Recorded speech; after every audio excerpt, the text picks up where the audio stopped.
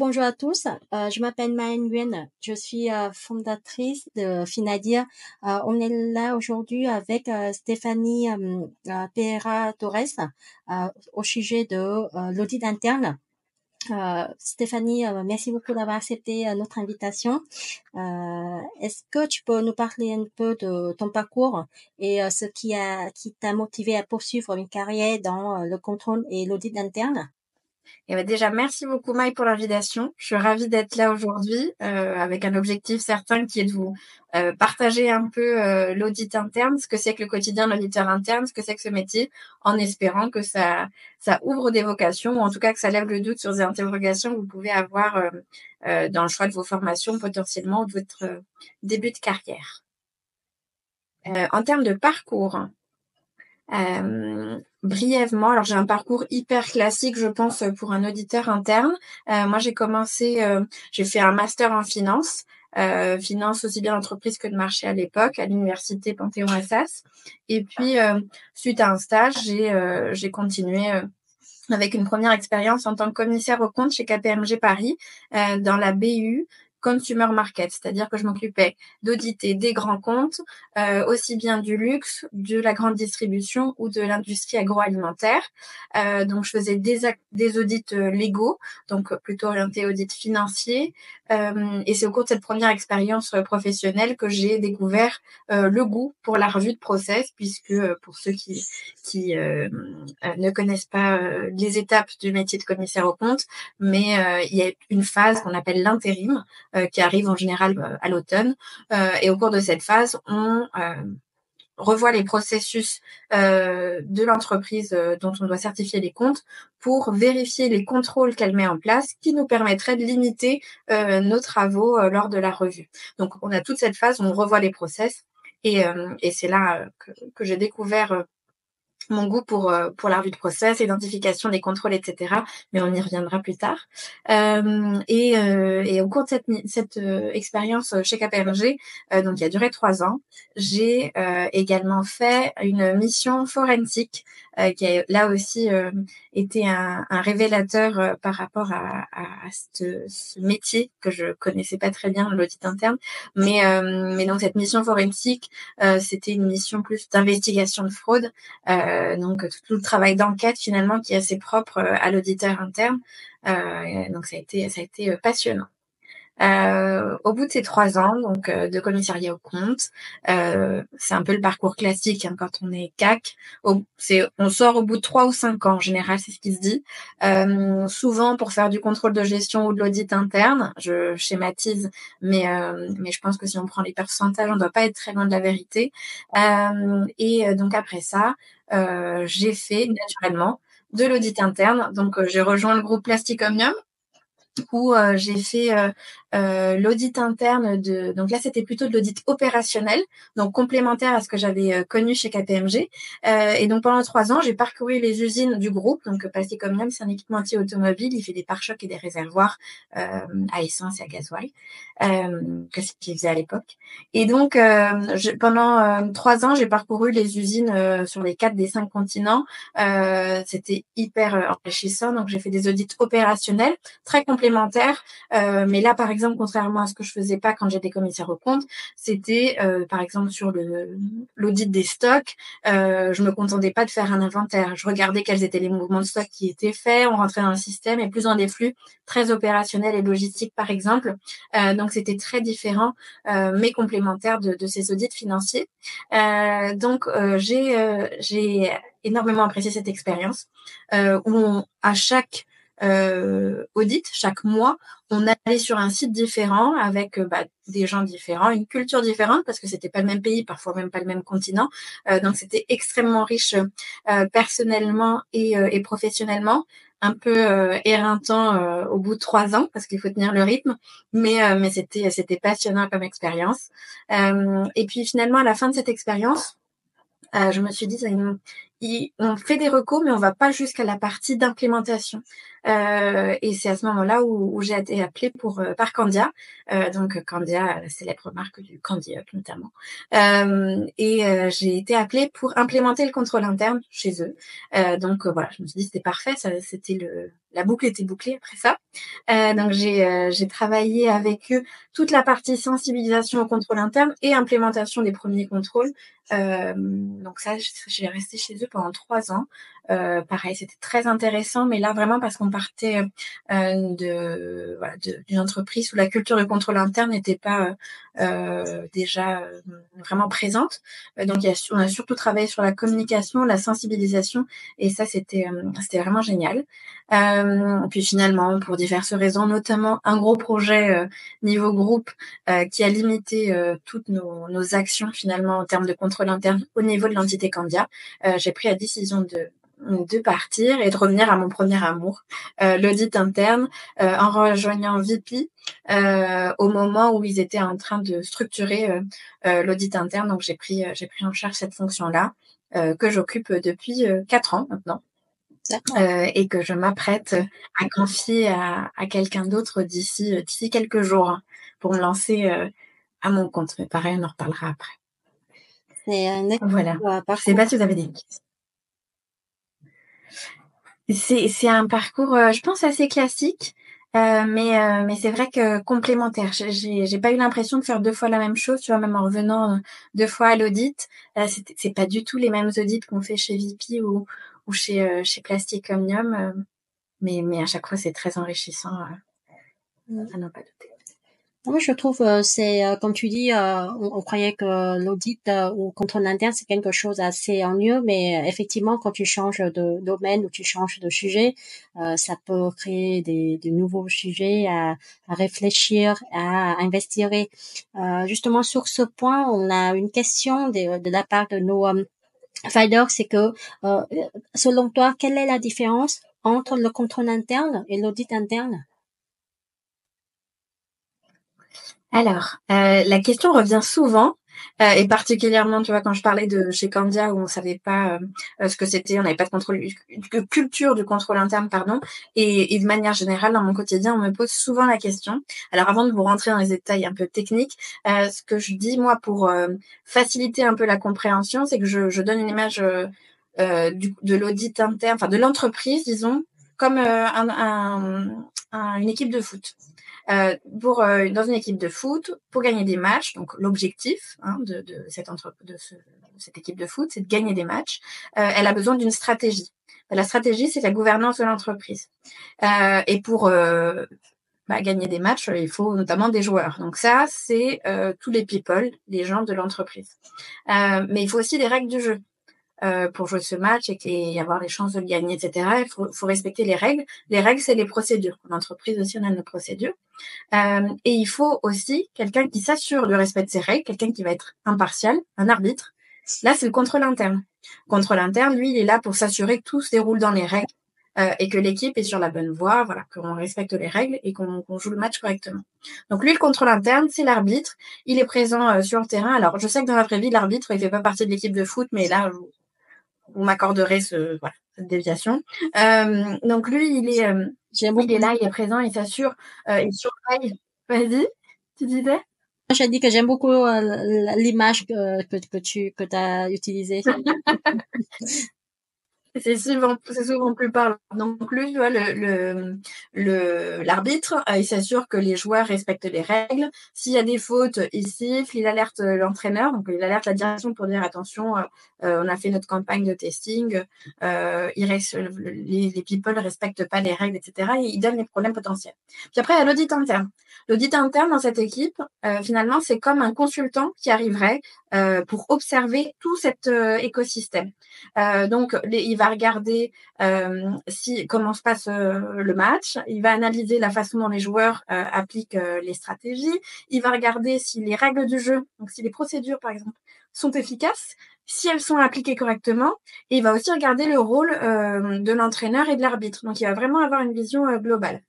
En résumé, et après on viendra dans le détail du tableau et des aspects vraiment très concrets, mais en résumé, le contrôle interne, c'est toute la partie définition des règles et des procédures et s'assurer qu'elles sont bien mises en place pour l'entreprise.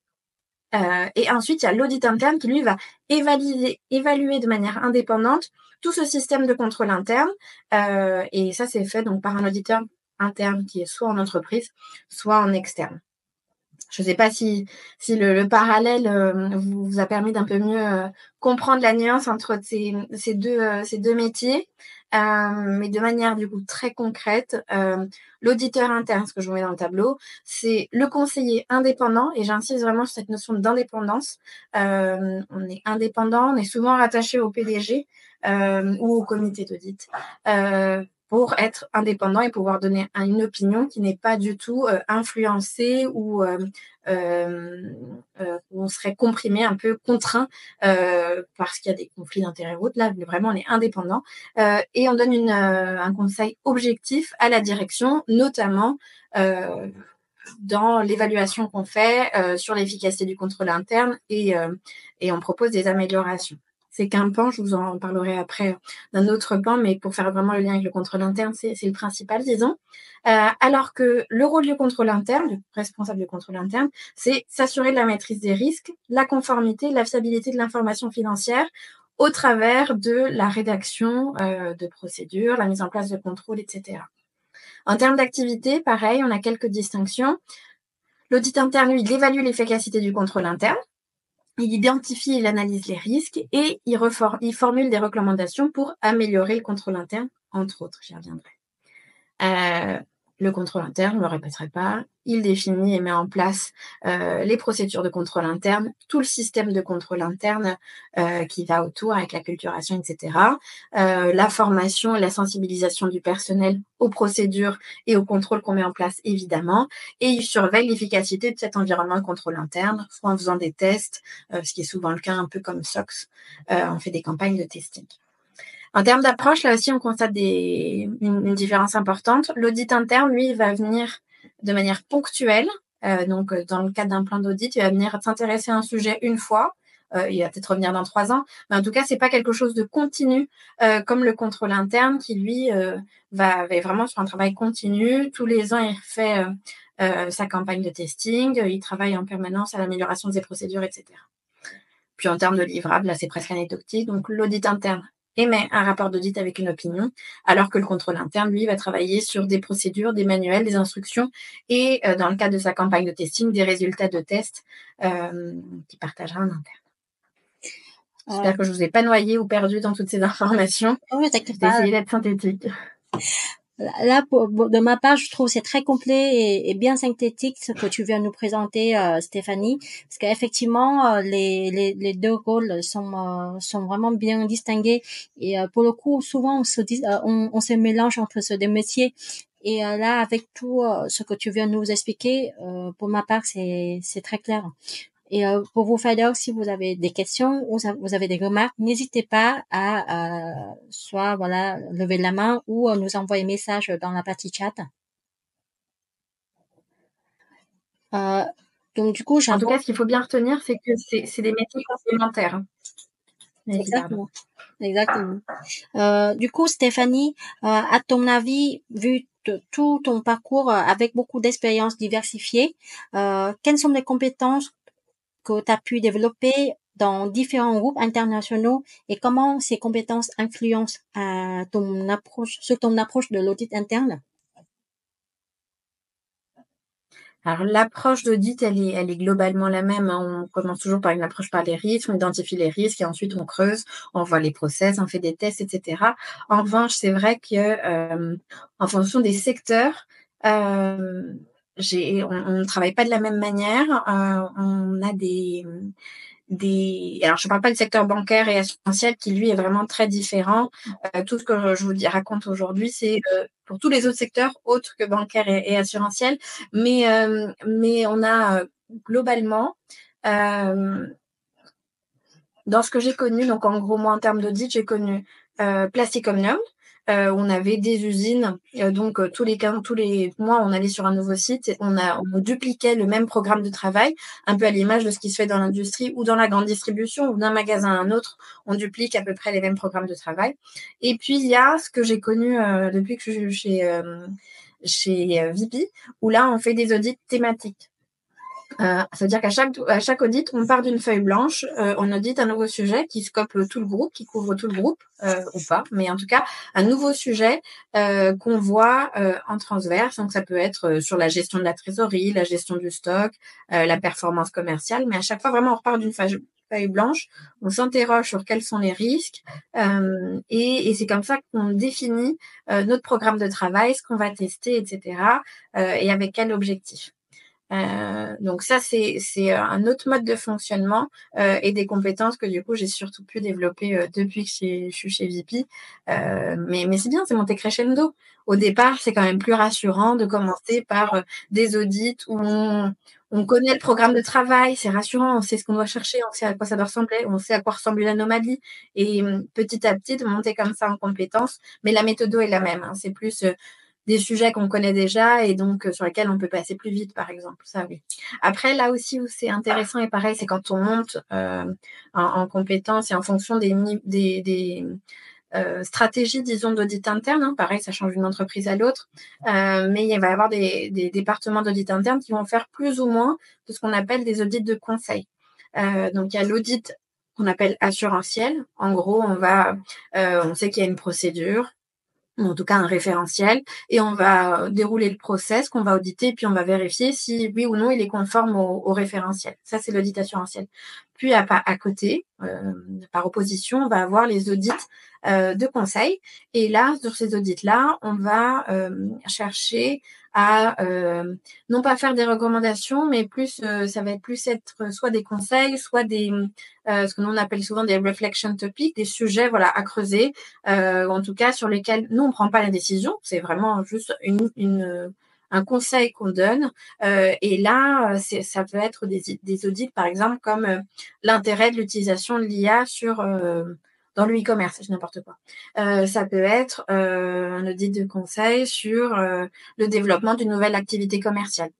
Et donc, l'auditeur là, par rapport à des benchmarks qu'il va chercher en interne ou en externe, il peut s'être accompagné d'experts internes, à l'entreprise. Bref, c'est un raisonnement déjà un peu différent de l'audit assurantiel, mais pour vous montrer que voilà, on part d'une même méthodologie. Ça, je dis, les expériences ne changent pas tellement la méthode de l'auditeur, mais l'environnement dans lequel on évolue et la maturité du service d'audit et la volonté aussi de la direction de ce service d'audit de faire des missions de conseil ou pas, de faire des missions en partant d'une feuille blanche thématique ou pas, de faire des audits routiniers, presque industrialisés ou pas. Voilà, ça peut changer d'une manière à l'autre, enfin d'une entreprise à l'autre, d'un service à l'autre, mais c'est intéressant de monter et de voir finalement toute la variété des métiers de l'audit interne finalement. Et pour rebondir sur ce que tu disais tout à l'heure, Maï, j'entends, en tout cas,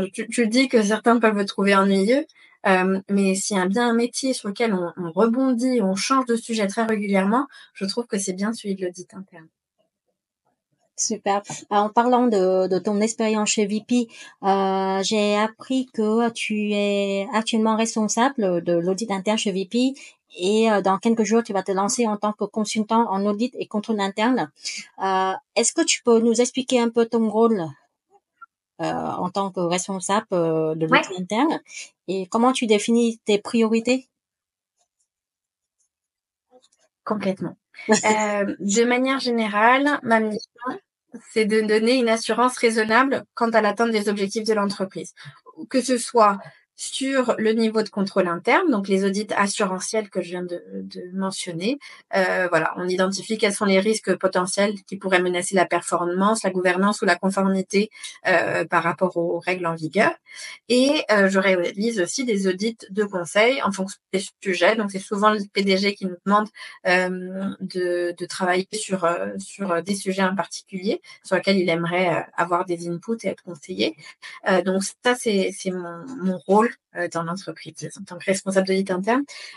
Parmi les missions de ce rôle-là, il y a en effet la définition, alors ce que tu appelles les priorités, nous on l'appelle le plan d'audit. Donc tous les ans, on va définir les missions qu'on va dérouler sur l'année et qu'on va présenter au comité d'audit. Et donc, comment on construit ce plan d'audit? En fait, on va prendre différents éléments.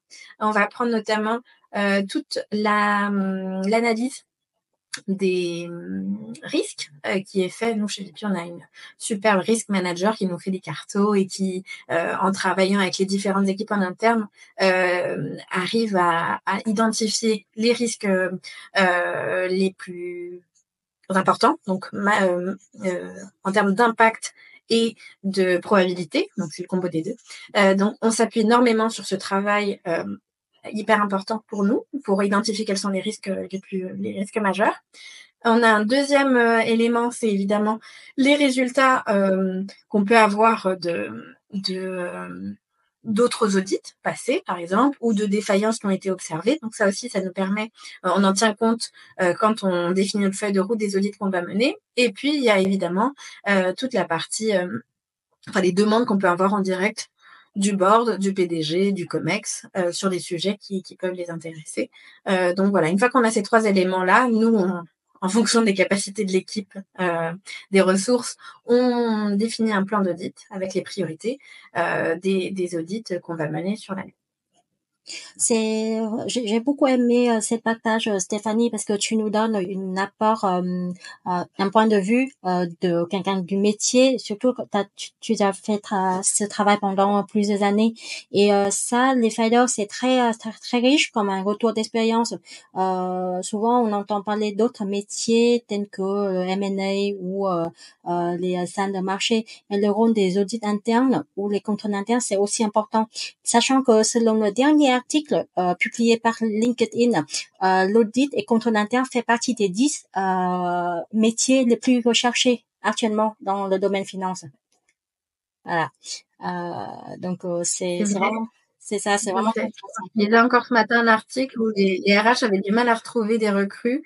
Ils parlaient notamment des déplacements, mais en effet, c'est un poste où il y a de la demande et vous n'aurez pas de mal, en effet, à vous épanouir en plus.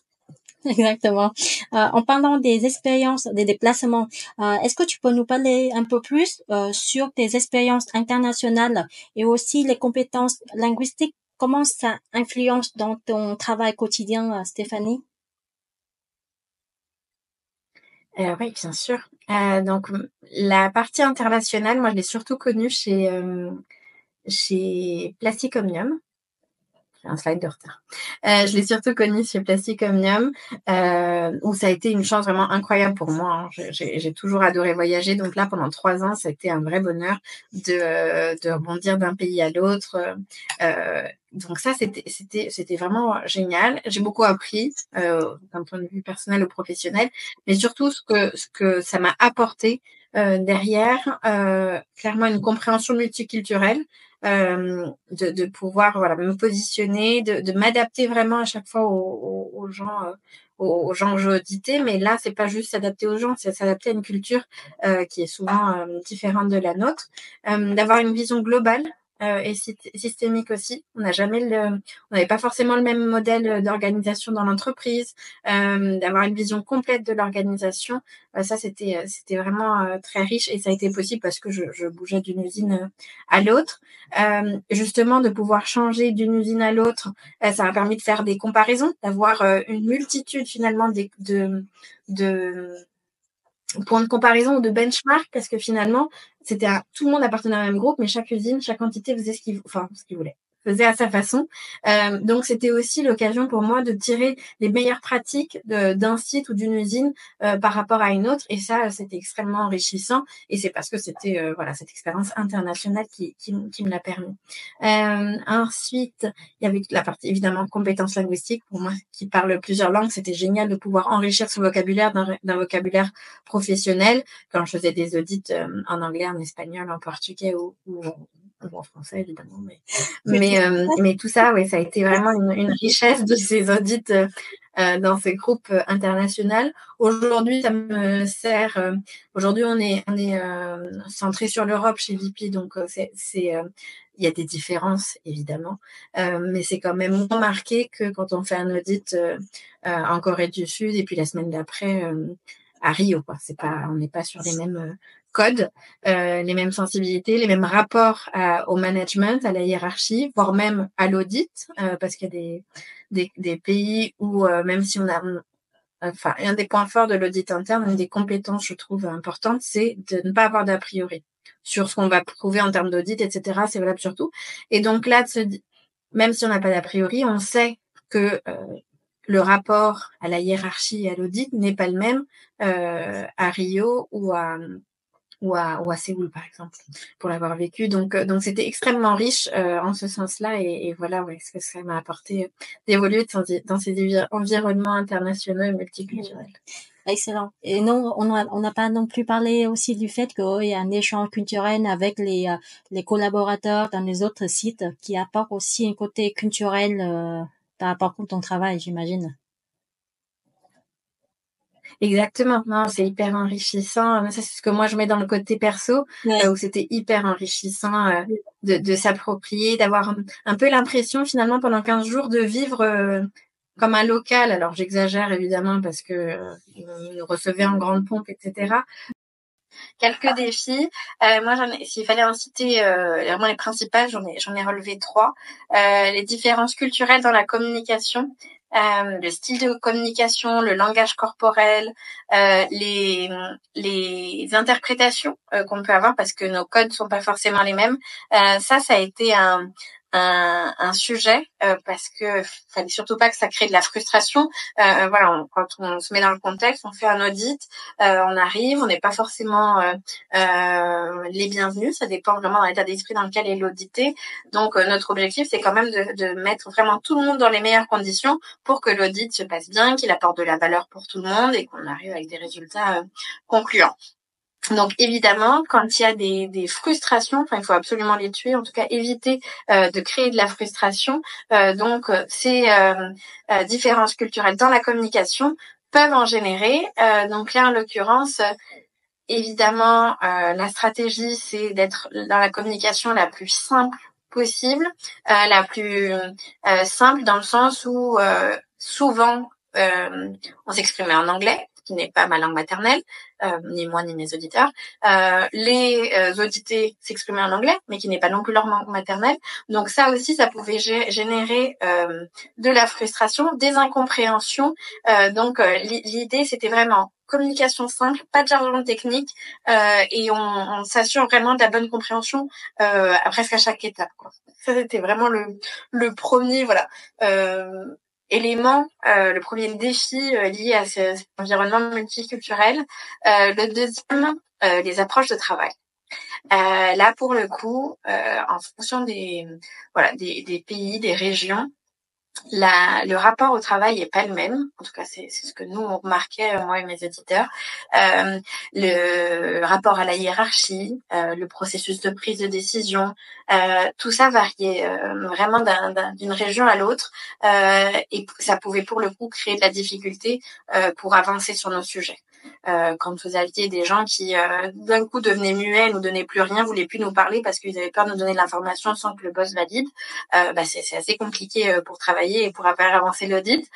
Donc ça aussi, c'était des défis. Donc là, pour le coup, la stratégie, c'était d'être se montrer hyper flexible, hyper ouvert, favoriser vraiment le dialogue en expliquant de manière très pédagogique, comme on le fait à chaque fois, mais là particulièrement peut-être en disant que c'est pas parce qu'ils nous donnent le doc et qu'on trouve un truc que ça va être la fin du monde. Donc on essayait vraiment d'obtenir les informations et de montrer qu'on était dans la même équipe, pas la police.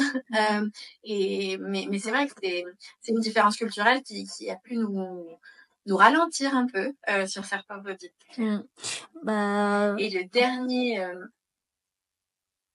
dis-moi. Vas-y, on t'écoute. Le dernier défi pour moi majeur, disons en tout cas le plus significatif, le dernier qui était parmi les 3 plus significatifs, c'est la perception que les gens pouvaient avoir de l'audit interne. Il y a ceux pour qui l'audit interne, on était juste une équipe collaborateur de l'entreprise, ce qui était le cas. Mais il y avait aussi ceux qui avaient beaucoup plus peur de l'audit interne par rapport aux sanctions et points éventuels qu'il pouvait y avoir par rapport aux points qu'on montait. Et là aussi, ça pouvait être très compliqué, notamment pour obtenir les éléments de réponse, les preuves d'audit, etc. Évidemment, nous, on voulait absolument éviter toute cette résistance, cette méfiance. Et une autre manière de faire, c'était d'être au plus proche d'eux, d'être déjà de partager des moments hors l'audit. Par exemple, on déjeunait et dîner avec eux, ça nous permet de créer du lien. Et ça, c'était très important pour lever un peu ces craintes et ces a priori qu'ils pouvaient avoir sur l'audit interne. Mais évidemment, ça aussi, ça variait d'un pays à l'autre. Excellent. Ça, c'est une partie très intéressante de tous les parcours professionnels et aussi ton partage par rapport à tous les défis que tu as pu surmonter.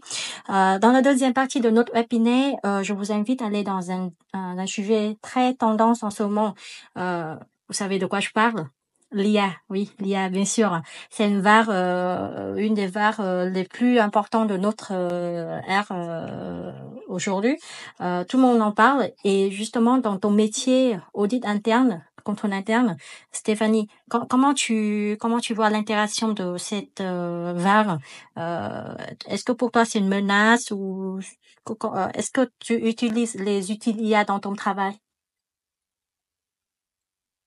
Alors c'est drôle parce que figure-toi qu'aujourd'hui et demain, l'Institut de l'audit interne en France, l'IFATI, organisait 2 sessions, alors je sais plus comment ils appellent ça, un peu comme des workshops, sur comment utiliser l'audit interne dans notre métier. Donc c'est assez, excellent. Voilà, c'est vraiment dans l'air du temps et dans l'actualité.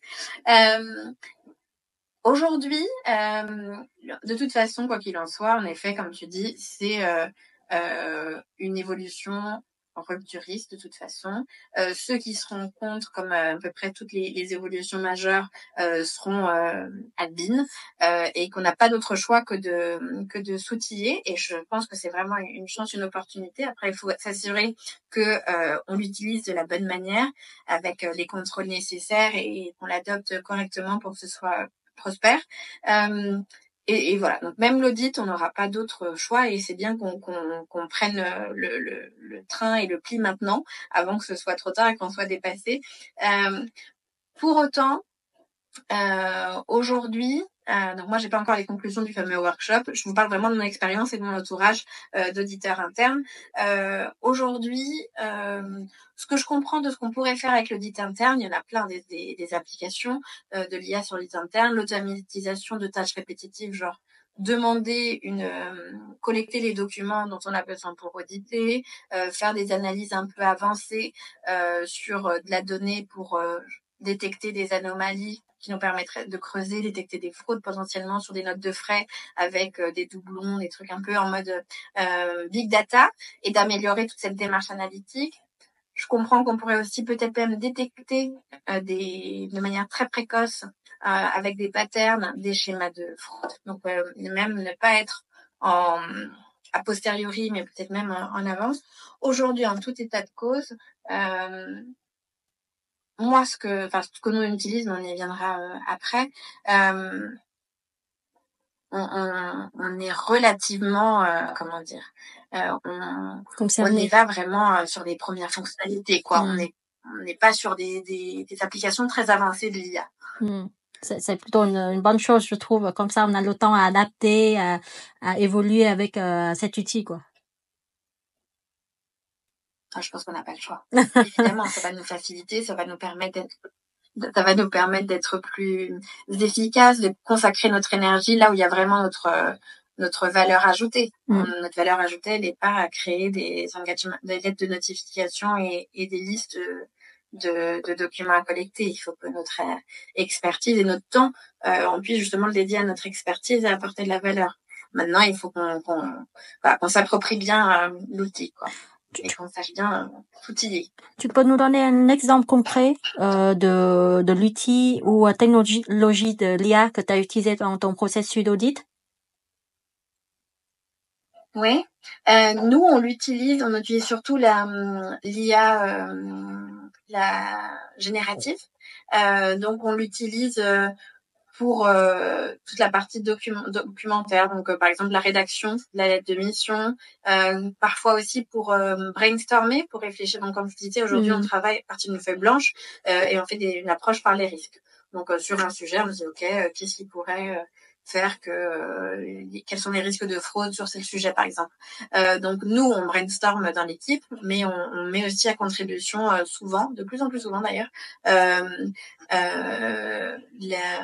chat GPT, un Gemini pour réfléchir avec nous, donner des idées, donc pour rajouter un peu de matière grise et des idées à creuser nous de notre côté. Ça c'est ce qu'on fait de plus en plus dans la phase de préparation de la mission. Après on l'utilise aussi dans la finalisation pour reformuler des parties de rapport, pour traduire quand on doit aussi communiquer nos rapports aux autres filiales. Mais voilà, c'est en ça où je dis on est petits joueurs encore sur l'IA. On l'utilise surtout voilà pour la rédaction et pas encore pour la partie testing, etc. Mais on y viendra, j'en suis sûre. Moi, je trouve que t'es très humble en parlant de ça parce que justement, avec toutes tes expertises, je pense que c'est compliqué encore à l'IA plutôt à adapter à votre métier. Donc voilà, les fighters, si le métier audit interne ou contrôle interne vous intéresse, ne vous inquiétez pas, vous avez toujours intérêt à jouer. Et du coup, justement... Ah non, je pense en effet. Ouais. Du coup, on va enchaîner à la troisième partie qui est plutôt bénéficier pour notre fighter, les gens qui cherchent des idées dans le métier finance. C'est que comment tu vois les perspectives d'évolution. Là, on sait que tu vas te lancer dans le chemin d'un consultant du métier, mais comment tu vois l'évolution dans ton rôle et de ce métier en précision? Alors moi, peut-être même de manière générale dans tout le cursus, le rôle de l'audit interne, je pense que ça a toujours été identifié comme tel et ça l'est encore aujourd'hui. C'est vraiment un tremplin. Quand on rentre dans l'audit interne, on a la chance et on est un des rares acteurs de l'entreprise à avoir une vision 360 degrés de l'entreprise. Aujourd'hui, chez VP, mais c'était le cas chez PO, c'était le cas chez Candia aussi, j'ai occupé des fonctions qui m'ont permis de connaître tous les processus que j'ai audités, et en général, on audite les plus importants, la finance, la gestion des stocks, la production des ventes, toute la partie sécurité, les audits sur les assets. Voilà, on a une vision très très large de l'entreprise. On a noué des relations avec un nombre d'acteurs très important, ce qui nous permet aussi voilà d'être identifiable. Mais du coup, ça évidemment, c'est une force et une richesse pour derrière occuper une fonction en finance dans un métier opérationnel qui attire un peu notre attention, sur du data analytics, c'est n'importe quoi. Mais vraiment, c'est un vrai tremplin. Et c'est aussi pour ça qu'aujourd'hui, dans beaucoup d'entreprises, il y a même des gens qui sont au métier et qui viennent à l'audit interne pour pouvoir rebondir sur une autre fonction. Donc, en ce sens-là, les perspectives d'évolution d'un auditeur interne sont presque infinies, je dirais. Ce qui est une vraie chance et une richesse, notamment pour les touches à tout qui seraient attirés par plusieurs métiers. Ça, c'est vraiment quelque chose qui est possible et facilité lorsqu'on fait un passage en audit interne. Après l'audit interne, du coup, voilà, le champ des possibles est hyper large.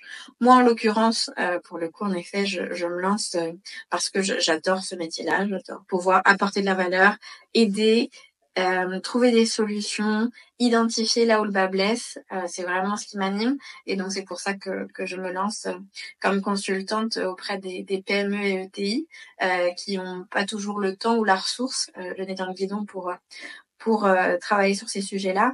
Mais sachez vraiment que le champ des possibles après un passage en audit interne est vraiment très vaste.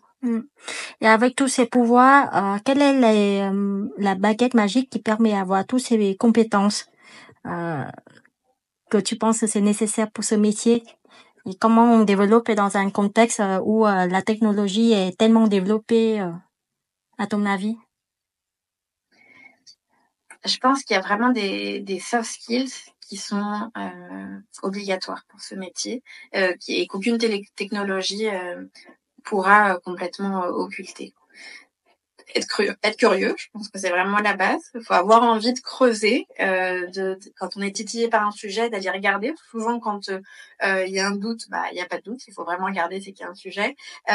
Mais aussi être humble et faire preuve d'adaptabilité, parce que et souvent quand on commence en plus, même aujourd'hui, on n'est pas les experts des process qu'on audite. Donc nous, on peut juste poser des questions. C'est d'ailleurs ce que fait de mieux l'auditeur pour moi, c'est de poser des questions et analyser les réponses qui nous sont données, mais jamais être présomptueux et dire voilà, c'est comme ça que ça marche. Non, en fait, on n'en sait rien. On n'est pas expert. On est juste des hommes et des femmes de méthode qui, grâce à cette méthodologie d'audit, à leur sens, à leur curiosité et aux benchmarks qu'ils ont pu, aux pratiques qu'ils ont pu observer avant, vont de fil en aiguille tirer un raisonnement, une conclusion sur une pratique, mais on n'est pas expert. Et donc l'humilité et la capacité d'adaptation à ces situations-là, pour moi, c'est vraiment un soft skills qui fait la différence entre deux auditeurs. La rigueur, évidemment. Je rentre pas dans le détail, mais l'auditeur documente tout. C'est vraiment, on est objectif, factuel, donc on documente. On n'avance pas un point si on n'a pas une preuve factuelle, un document qui appuie notre point. Être orienté solution.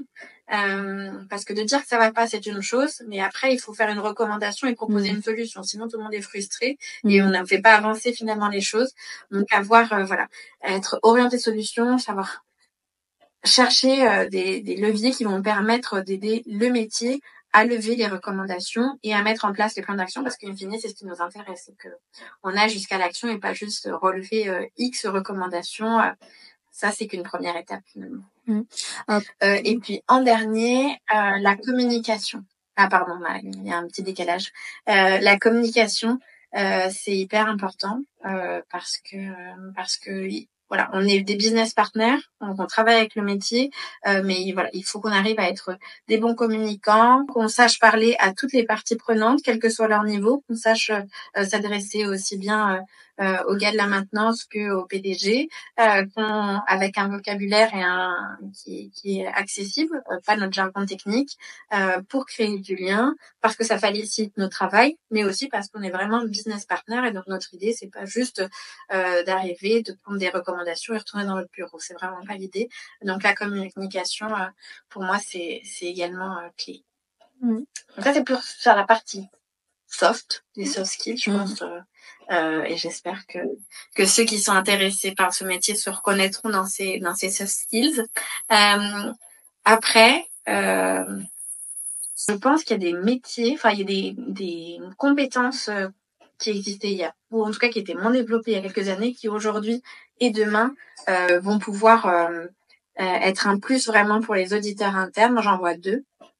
Toute la partie data, le big data, le data analytics, tous ces métiers-là, c'est pour moi des métiers qui demain, maintenant que de plus en plus de boîtes ont vraiment travaillé sur leurs données ou de la donnée fiable, etc., ça c'est des vrais leviers, ça et peut-être combiné à l'IA, des vrais leviers pour pouvoir faire des audits avec encore plus de valeur, avec des recommandations qui ont plus de poids, parce qu'on va plus auditer sur des petits échantillons, mais sur des populations hyper larges.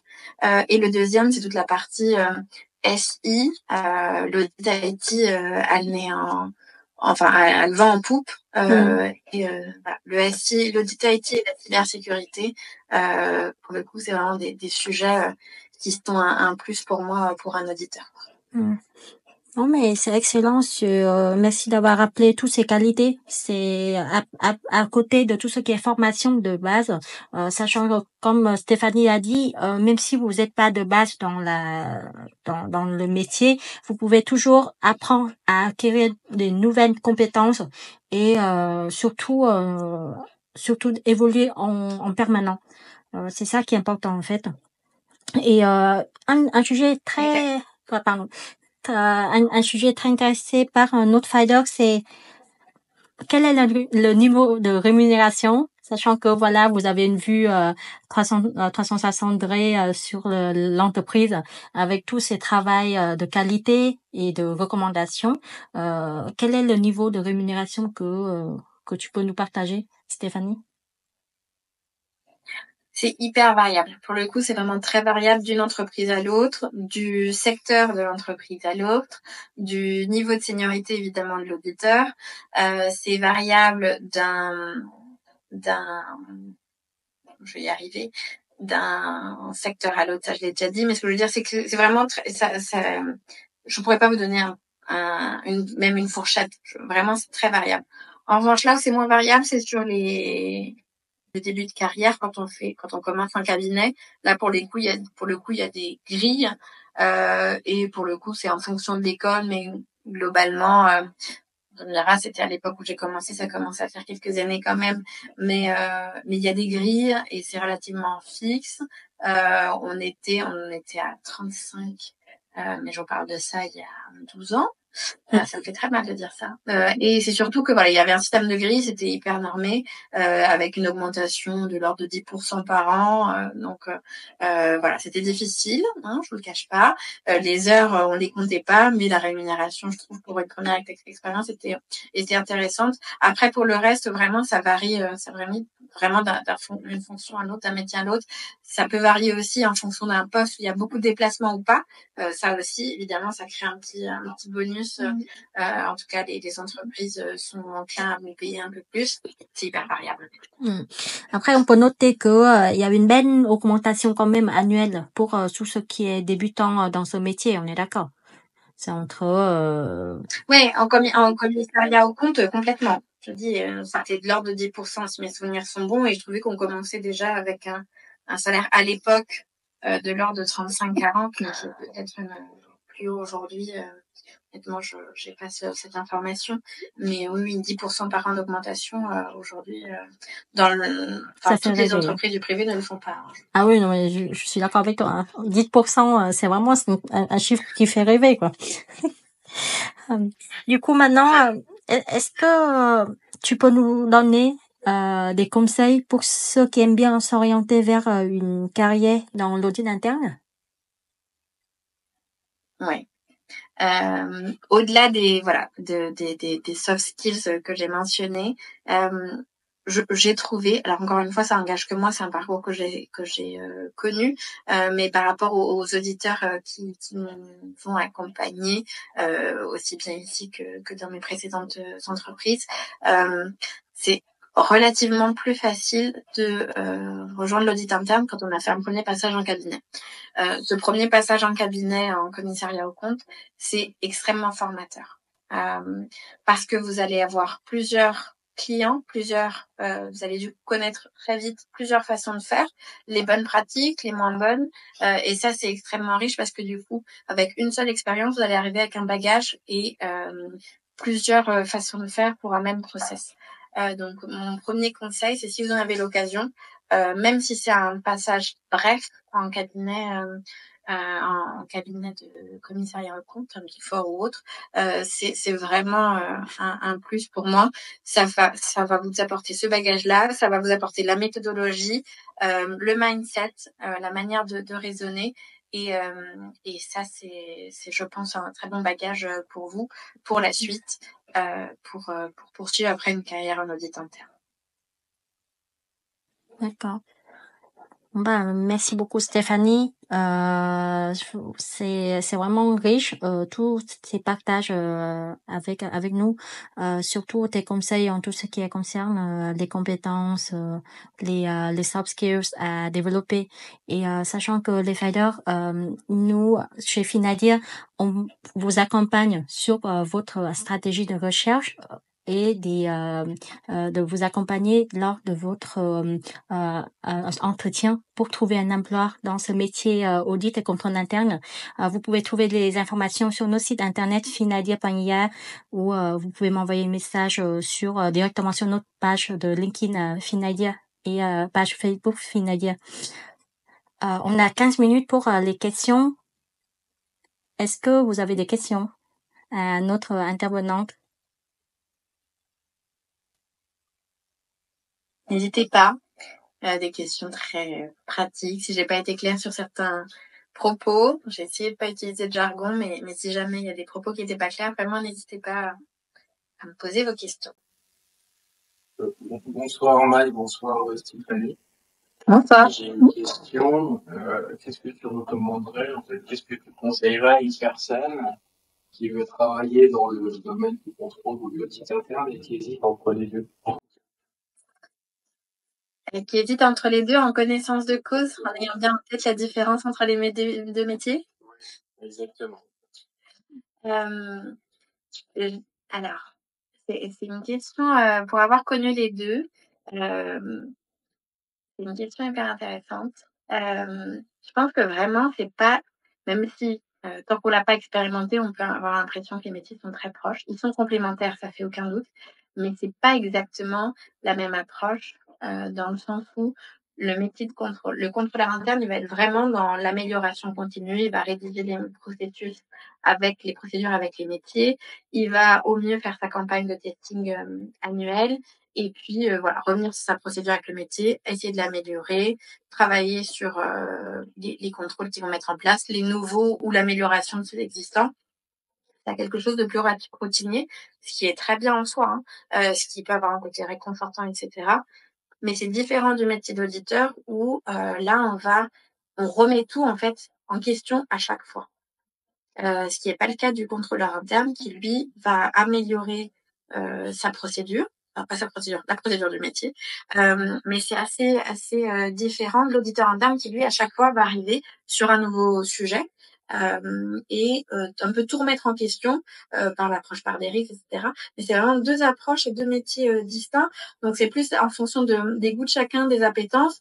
Si tu as plutôt envie de contribuer très opérationnellement, à mettre en place des process, à guider le métier très opérationnellement au quotidien. Voilà quel contrôle qu'il faut mettre en place, voilà comment le mettre en place. Et puis, genre, tous les ans, on fait une campagne, tu me donnes les documents, etc. Ce sera plus un métier de contrôle interne qui pourra t'intéresser. Si c'est la vision globale, le fait de changer de sujet régulièrement qui t'intéresse davantage, même s'il y a une variété de sujets très importante de contrôle interne, et vraiment prendre de la hauteur et remettre en question potentiellement tout le process et toute la vision de contrôle interne, ce sera plus l'auditeur interne, le métier d'audit interne qui va t'intéresser. Après, tu peux commencer par du contrôle interne pour, encore une fois, avoir une vision très opérationnelle, acquérir encore une connaissance supplémentaire de quels sont les process en place dans différentes organisations ou même au sein de cette même organisation, comment est-ce qu'aujourd'hui ils font, et pour pouvoir avoir une première sensibilité, puis après continuer sur l'audit interne, ça aussi ça se fait, mais si c'est pour la première expérience, je dirais que ça dépend vraiment des attentes de chacun, des appétences et de l'envie qu'on peut avoir de prendre plus ou moins de hauteur, je dirais. Mon challenge, disons qu'à l'audit interne, on va être amené à plus challenger les procédures, alors que le contrôleur interne, lui, va être amené à vérifier l'application de la procédure. Je ne sais pas si la nuance est très claire. Et je ne sais pas si j'ai répondu à la question. Si, du coup, merci beaucoup. Avec plaisir. Claire. Et j'aurais une autre question plus sur l'opérationnel, le métier, on va dire en lui-même, et les liens avec ces différents types de métiers. C'est de savoir si en audit interne ou en contrôle interne, vous êtes amené aussi à échanger avec l'inspection générale. Enfin, je ne sais pas si toi tu as pu rencontrer ce cas dans les différents métiers que tu as pu faire, et de savoir si tu étais en lien avec l'inspection générale et comment cela se déroule. Alors, l'inspection générale, si je dis pas de bêtises, c'est surtout en banque qu'elle existe. Et moi, j'ai vraiment pas travaillé en banque. Moi,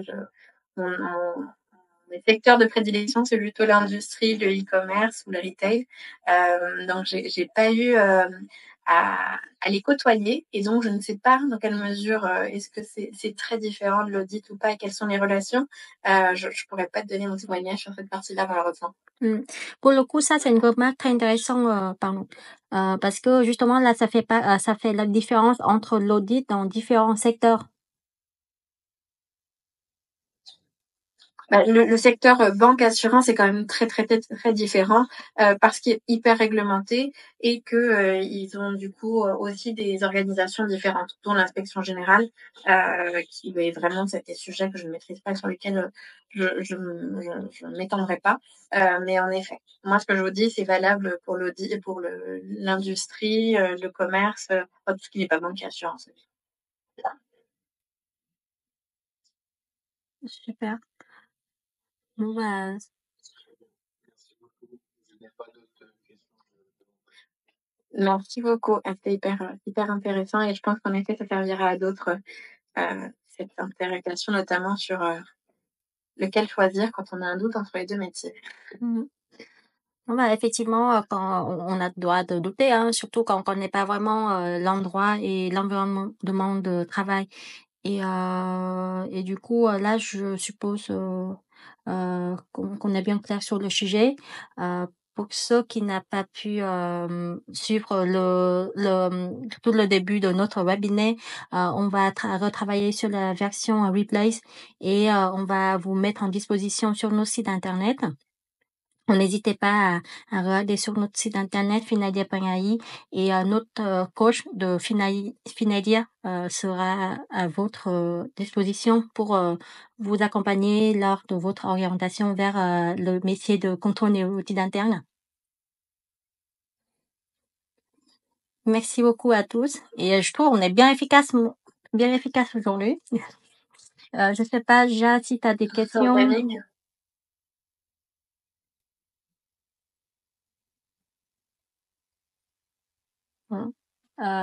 Ok.